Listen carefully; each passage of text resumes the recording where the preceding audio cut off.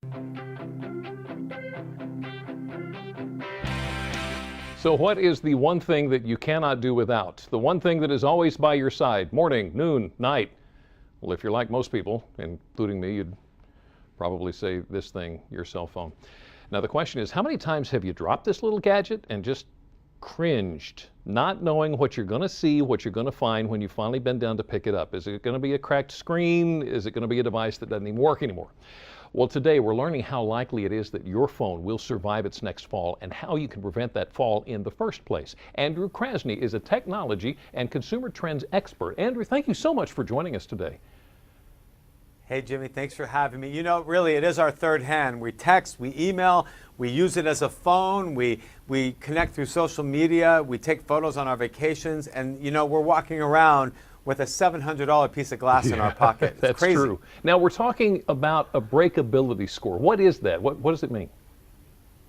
Okay, so the folks at SquareTrade is the protection plan that customers rate highest for electronics and for exceptional customer service. What they've done is, you know, let me give you an analogy. Let's say you're watching television and that expensive car company crashes that car into a brick wall, right? Well, they're testing for its safety standards and has it met all the requirements before you put your children in that car and before you spend all that money. Well, SquareTrade has turned the industry upside down, and they've done a very similar test, not with a $100,000 car, but with the newest cell phones and smartphones when they are released to the market. They put it through an unbiased test that the manufacturers certainly do not do, or if they do, they're not telling us about it. And they put it through a rigorous testing, Jimmy. It's front screen, back panel.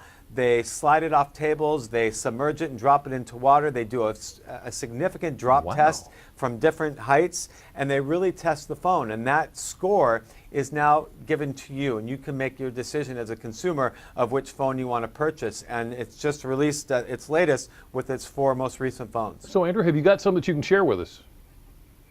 I'd love to, and I'm really happy to tell you that Samsung has stepped up from their score last year, and the Galaxy S5 has now ranked a 6, which is a pretty decent number, a good mid-risk. Then the iPhone 5S has come in at a 5.5. iPhone's been very consistent with that good middle of the range. Not so great, a little bit higher, the HTC One, and then unfortunately the Nexus 5 came in as a 7, and obviously the numbers and the way I'm going there, the higher on that score, you want to stay away from the high numbers. Stay away from the high number. Okay, so what are some of the most common mishaps for cell phones? The most common mishaps is that you're hearing that people are dropping them into toilets. You're finding out that people are using them to get recipes when they're cooking and they spill something on them, or they're at a dinner table. Someone is, you know, the more people are at the dinner table with you, the higher the odds are that someone's going to spill something, and it's going to spill right on your phone, and it's going to be unusable. It happens. It's crazy. You know, we are actually 10 to 13 times more likely to be the ones who damage our own phones as opposed to having it lost or stolen. And 1 out of 3 of us are going to do some significant damage to our phone within the first year of owning it. So have you got some tips that you could share with us about how to avoid that happening? Yeah, well, first of all, my most important tips of the day are, first of all, do not overpay on insuring and protecting your phone. You know, when you go to a carrier and get your phone, they automatically think that you're going to insure it for $10 a month or pay a $200 deductible. I say go with someone like SquareTrade who's charging you half of that, and get the kind of protection that fits your lifestyle, okay?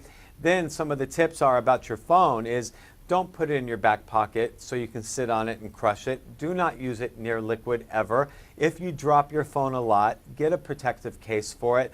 Don't try and think, oh, it doesn't look cool, it doesn't look cool. Well, let me tell you, protecting a $700 investment is cool, and I think that you shouldn't be afraid to cover it. But have it insured, have it covered, and protect yourself. It's a very, very vital amount of money that you can spend every month, and it's not that much. I think you just got me on 3 out of 3 there, Andrew. So, but I got to ask you, I mean, you're in the business. You have got to have seen some really unusual claims.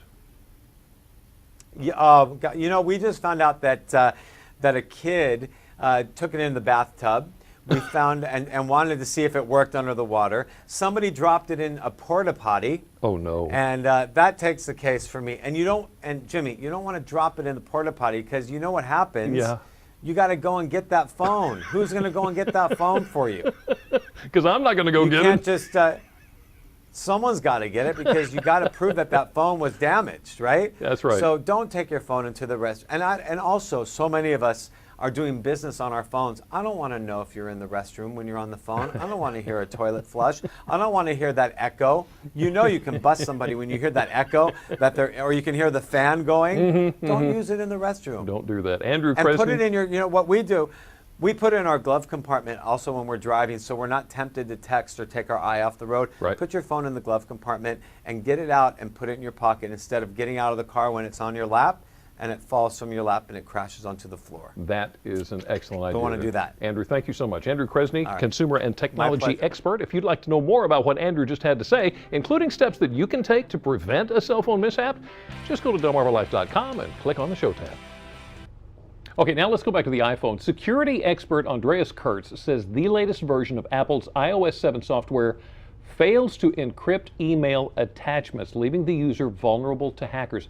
Kurtz said he tested it. Sure enough, he was able to access email attachments on a locked device. Apple's apparently aware of the problem. They say they'll fix it in a future software update. Okay, so we talked about your phone. Now let's talk about your finances, specifically how well your kids manage their money. Up next, we're going to learn the 3 biggest mistakes made when teaching our kids about money and why mom may be to blame. Also, we're going to learn about a program that gives kids a hands-on financial lesson, providing them with the skills they need to succeed when they get into the real world. Del Marva Life will be right back.